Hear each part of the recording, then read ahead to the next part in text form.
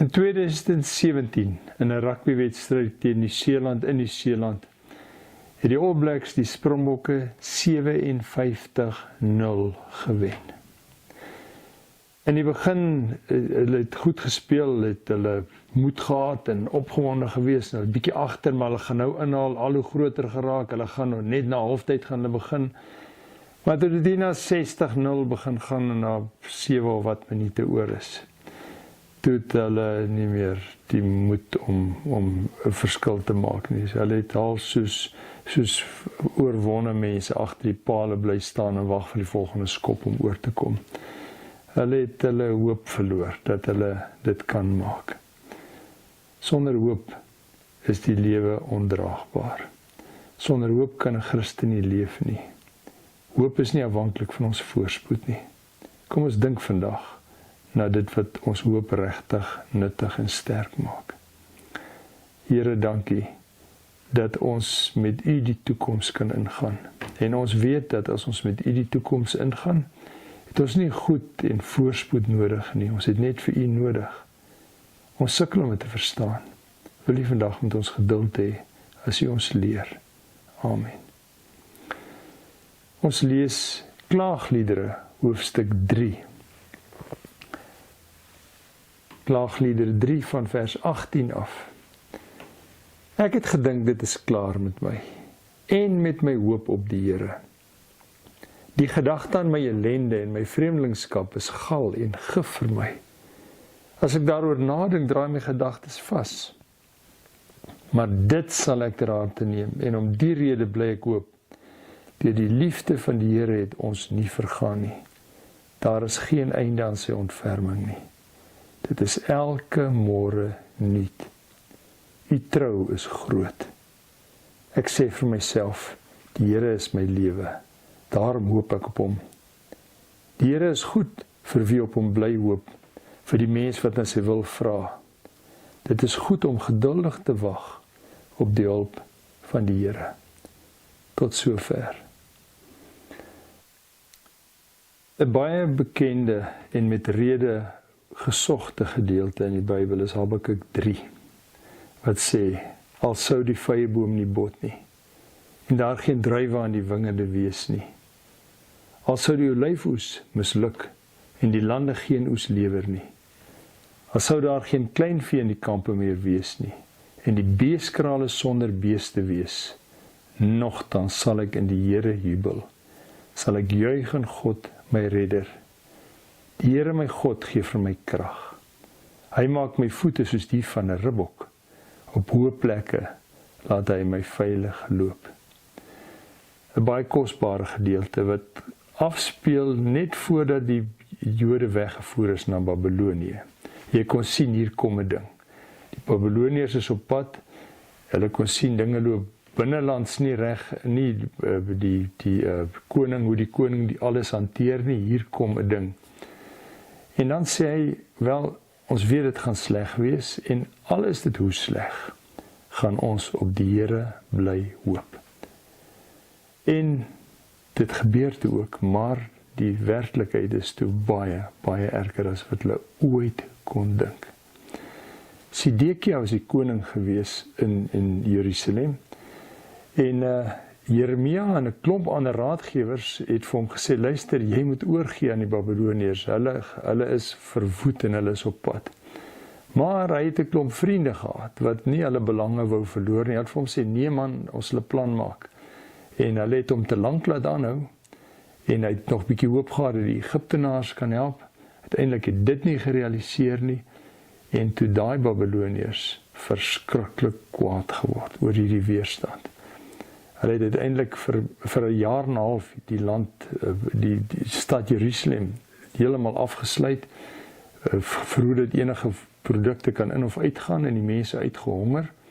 En dit was so effektief gewees, en dit is skrikwekkend om te sê, dat mense hulle eie kinders geëet het.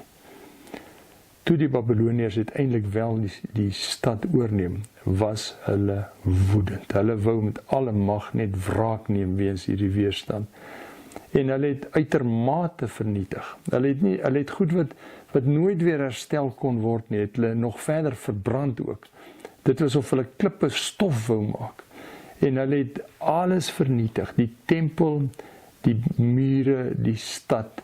Hulle het die mense doodgemaak. Daar was geen perke gewees aan die verskrikking wat hulle gedoen het nie. En dit is wat Jeremia hulle dan aantref. Nadat Sedekia, nou interessant met Sedekia, het sy seuns voor sy oë doodgemaak, want dis hoe kwaad die Babiloniërs was. En hy self, sy oë is uitgesteek en hy is weggevoer Babilonië toe en daar het hy pateties gesterf. Hierdie chaos, hierdie stof as het ware, hierdie rook wat oorbly, dis wat Jeremia hulle kry. En nou moet hulle die toekoms ingaan. En hoe doen jy dit?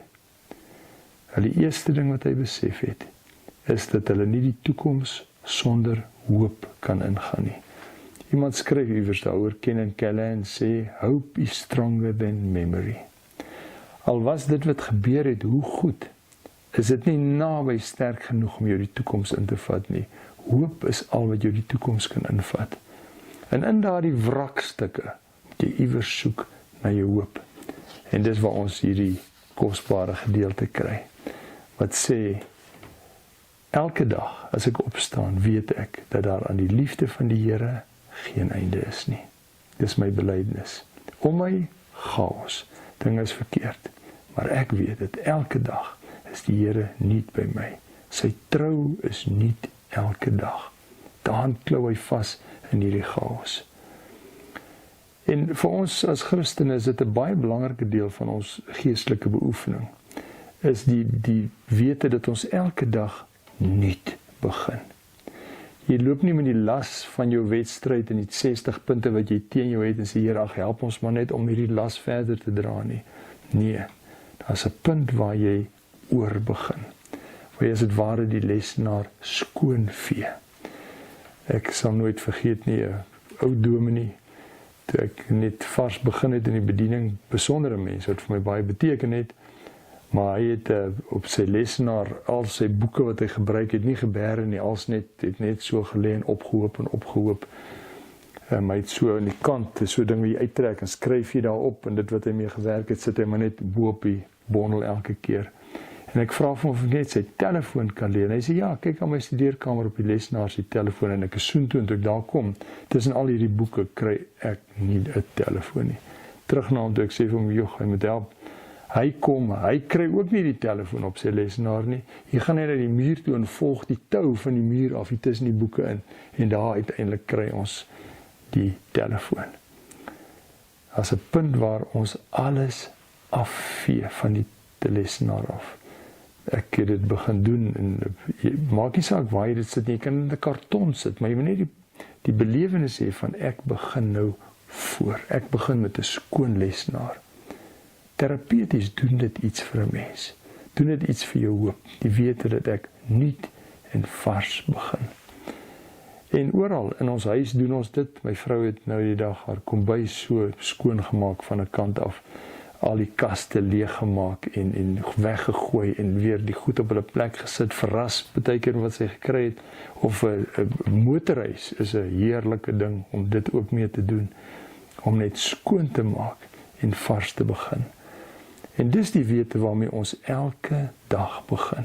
Here, ons wil gister afhandel, ons wil die lesenaar skoon maak, dit verby maak, en ons wil vars begin. U trou is niet. Die nabyheid dis wat my krag gee en hoop gee. En uiteindelik word dit ook 'n deel van ons ingesteldheid. Elke keer as ons gaan sit en stilte tyd hou, Here, help my om dinge af te handel en nie te begin. 'n Goeie plek waar ons dit gereeld doen en wat baie kosbaar is ons tafelgebede. As mense in die oggend aan tafel sou gaan sit en jy bloot al wat jy, hoe jou woorde ook al is, jy vir die Here eintlik maar net sê, Here, dankie vir 'n nuwe dag, vir nuwe kansse, vir 'n vars begin. Amen. Daardie ingesteldheid is wat ons hoop gee. Kom ons koester dit.